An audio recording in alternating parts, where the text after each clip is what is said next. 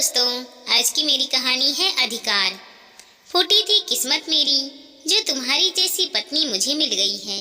अरे घर के खर्चे को थोड़ा तो कम करो, आखिर कितना कमा लेता हूँ मैं। मेरी भी तो सीमा है, क्या अब सब कुछ लुटा दूँ घर में से? सूरज अपनी पत्नी अनीता पर चिल्लाते हुए बोला। कब से मुझे ही सुनाए जा रही हो, एक तो थोड़ा ही कमाते हो, उसमें भी बचत करने के लिए कह रहे हो। आखिर इस महंगाई के दौर में कहाँ से बचत करूं मैं?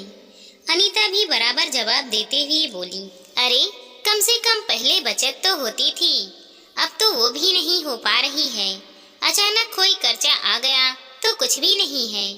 ऐसा तो नहीं है कि कमाई कम हो गई है, कमाई तो मेरी उतनी ही है, लेकिन फिर भी महीने के आखिरी में ये खर्चे को लेकर किचकिच शुरू हो जाती है। सूरज ने कहा। दोनों पति पत्नी आपस में चिल्ला रहे थे और दोनों के चिल्लाने की आवाज नीचे बैठे ईश्वर लाल जी और उनकी पत्नी निर्मला जी के कानों तक आ रही थी, लेकिन फिर भी दोनों शांति से बैठे हुए थे। वैसे भी अब दोनों ने इन बातों पर ध्यान देना छोड़ दिया था। तभी निर्मला जी ने ईश्वर लाल जी की तरफ देखा और पूछा, क्या करूं? अभी जाऊं क्या उन लोगों के पास? अब तो जाना ही पड़ेगा, तुम ही जाकर देकर आओ तुम्हारे सुपुत्र को ये पर्चा। ईश्वर लाल जी ने जवाब दिया, पर उसके पास पैसे। कहते कहते एक पल के लिए तो निर्मला जी उनकी तरफ देखने लगी, पर जैसे ही पुरानी बात दिमाग में आने लगी तो चुपचाप पर्चा मतलब बिजली का बिल उठाया और सीधे सीढ़ियों चढ़ते हुए ऊपर जाने लगी। सीढ़ियाँ चढ़ते चढ़ते ही उन्हें 4 महीने पुरानी बातें याद आने लगी, जब बेटे बहू उन लोगों के साथ ही नीचे वाले फ्लैट पर रहते थे। तब ऊपर के ये 3 कमरे किराए से दे रखा था। इसके अलावा ईश्वर लाल जी की भी अच्छी खासी पेंशन आती थी, जिससे उनका गुजर बसर अच्छे से हो जाता था और उन्हें अपने खर्चे के लिए सूरज पर निर्भर नहीं होना पड़ता था। ईश्वर लाल जी घर का अधिकतर खर्चा उठा लेते थे और सूरज तो महीने के एक मुफ्त 10,000 रुपए देकर फ्री हो जाता था। तो अपने पास होती सेविंग को देखकर दोनों को लगता कि हम सब खर्चा उठा सकते हैं और इसके बावजूद भी अच्छी खासी सेविंग कर सकते हैं। ऊपर से ईश्वर लाल जी और निर्मला जी भी आए गए के सामने अपने बेटे बहू की ही तारीफ करते थे कि कैसे उन दोनों ने पूरा घर संभाल रखा है। वो तो अपने पोते के साथ आराम से खेलती हैं और मजे से जिंदगी जीती हैं। यही सब सुन सुनकर और महीने की शेविंग देख देख कर दोनों का अधिकतर घमंड बढ़ने लगा, और जब घमंड बढ़ने लगा तो अपने सामने अपने माता पिता उन्हें छोटे नजर आने लगे। उन्हें ये लगने लगा कि अपने माता पिता को वो पाल रही हैं। इसके चलते उन लोगों ने धीरे धीरे माता पिता का अपमान तक करना शुरू कर दिया। उनके खर्चे पर रोक टोक करना शुरू कर दिया। निर्मला जी की आदत थी कि वो हर पूर्णिमा को एक पंडित को बुलाकर खाना जरूर खिलाती थी। एक दिन जब ईश्वर लाल जी घर पर नहीं थे, तब निर्मला जी मंदिर में रहने वाले पंडित को भोजन के लिए बुलाने के लिए जा ही रही थी कि तभी अनीता ने टोक दिया, मम्मी जी ये क्या फालतू की आदत पाल रखी है आपने? हर पूर्णिमा पर भोजन करवाना जरूरी है क्या? कितना फालतू का खर्चा हो जाता है, आपको कुछ पता भी है? ये सुनकर निर्मला जी कुछ कहने को हुई तो सूरज भी उनकी हाँ में हाँ मिलाते हुए बोला, मम्मी सही तो कह रही है वो, ऐसी फालतू चीजों पर खर्चा क्यों करती हो? अब तो छोड़ दो ये सब चीजें। सूरज को ऐसा कहते हुए देखकर निर्मला जी चुप हो गई। कहीं पंडित को घर पर बुलाने के बाद बच्चे उनकी बेइज्जती ना कर दे, ये सोचकर निर्मला जी चुप हो गईं। पर उनका मन नहीं माना तो अपने पास से पैसे निकालकर मंदिर में भोजन के लिए पैसे दे आई। पर ये बात ईश्वर लाल जी को पता चल गई। वो सूरज और अनीता से बात करने वाले ही थे कि निर्मला जी ने रोक दिया।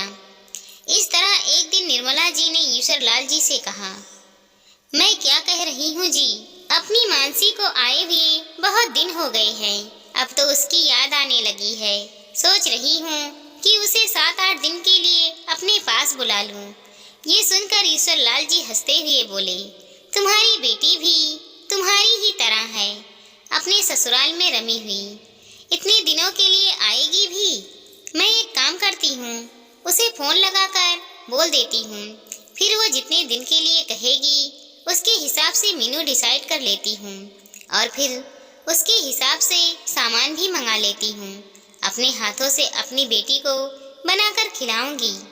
अभी वो दोनों बात कर ही रहे थे कि अनीता ने सुन लिया और उसने सूरज से जाकर ये बातें कह दी। बस फिर क्या था, सूरज और अनीता तमतमाते हुए ईश्वरलाल जी के कमरे में आए और बोले, पापा मैं क्या सुन रहा हूँ, आप मानसी को 8-10 दिन के लिए यहाँ बुला रहे हैं।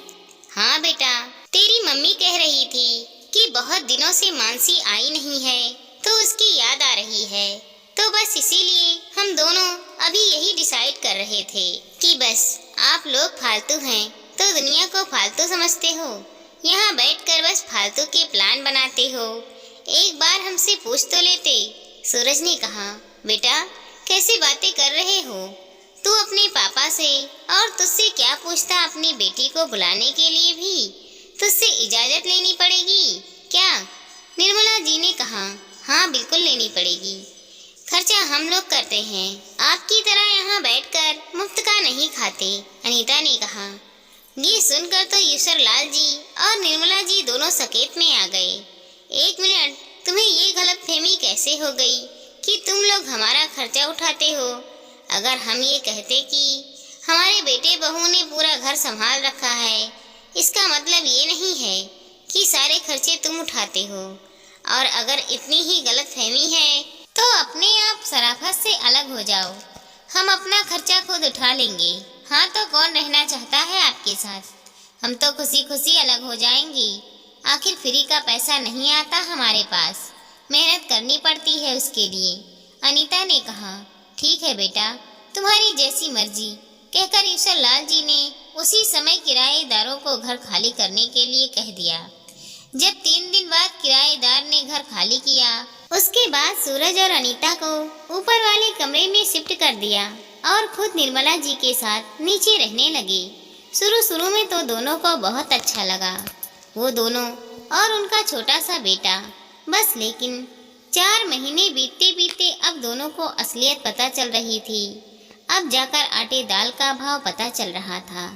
कभी सिलेंडर तो कभी बिजली का बिल, कभी सब्जियां तो कभी घर का राशन, छोटे बच्चे के साथ आए दिन के खर्चे। दिन में ही दोनों को तारे नजर आने लगे थे। आए दिन दोनों में किचकिच शुरू हो गई। खैर अभी दोनों किचकिच करके मुंह फुलाकर बैठे ही थे कि इतने में निर्मला जी ने दरवाजा खटखटाया। सूरज ने जाकर दरवाजा खोला तो निर्मला जी को खड़ी देखकर हैरान रह गए। इससे पहले कि वो कुछ बोलती, निर्मला जी ने बिजली का बिल निकालकर उसे देते हुए कहा, बेटा ये बिजली का बिल आया है, इसे समय पर जमा करवा देना, पिछली बार की तरह लेट मत करना। कहकर वो वापस नीचे आने लगी। ये क्या है, मजाक कर रही हो मम्मी तुम? 7,000 रुपये का बिल। 7,000 रुपये का नाम सुनते ही अनीता भी खड़ी हो गई, पर निर्मला जी ने जवाब नहीं दिया। वो चुपचाप नीचे उतर आई। अब सूरज और अनीता भी उनके पीछे पीछे नीचे आ गए और आते ही अनीता बोली, ये क्या है पापा जी, आपने ये बिजली का बिल हमारे पास क्यों पहुंचा दिया? हम क्यों आपका बिल भरेंगे भला? बिजली आप फूको और पैसे हम दे। उसकी बात सुनकर ईश्वरलाल जी बड़े ही शांति से बोले, देखो बहू, हमारे हिस्से का बिल हमने दे दिया है, ये तुम्हारे हिस्से का बिल है। तुम शायद भूल रही हो कि दोनों महलों के मीटर अलग अलग हैं और ये 7,000 रुपये, क्या हम अकेले ही 7,000 रुपये की बिजली फूंक गए? जरूर आपका भी उसी में मिला हुआ होगा, कुछ ना कुछ गड़बड़ी कर रखी होगी आपने। अनीता अभी भी मानने को तैयार नहीं थी। ईश्वरलाल जी मुस्कुराकर बोले, बहू बिजली वालों को बुला लो, वो चेक करके बता देगा। ये जो तुम रात रात भर टीवी देखती हो, एसी चालू करके छोड़ जाती हो, बिना जरूरत के भी हर कमरे में लाइट जलाती रहती हो, तो बिजली का बिल इतना आएगा ही ना। वैसे भी 7,000 तो बहुत कम है, कई बार तो 9,000 10,000 का बिल आता था। अब तो अनीता की आवाज तक नहीं निकल रही थी। इधर सूरज से भी कुछ कहते नहीं बन रहा था। फिर सूरज ने थोड़ा हिम्मत करके कहा, पापा, हमें अपनी गलती का एहसास है। क्या हम लोग वापस पहले की तरह साथ रह सकते हैं?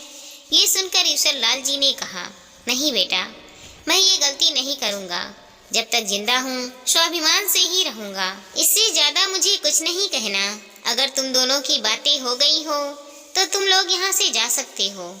हम दोनों पति पत्नी को यहाँ पास के मंदिर में जाकर पंडितों को भोजन के लिए बुलाना है। हमारे पास वक्त नहीं है। आखिर दोनों अपना सा मुँह लेकर चुपचाप वहाँ से निकल गए।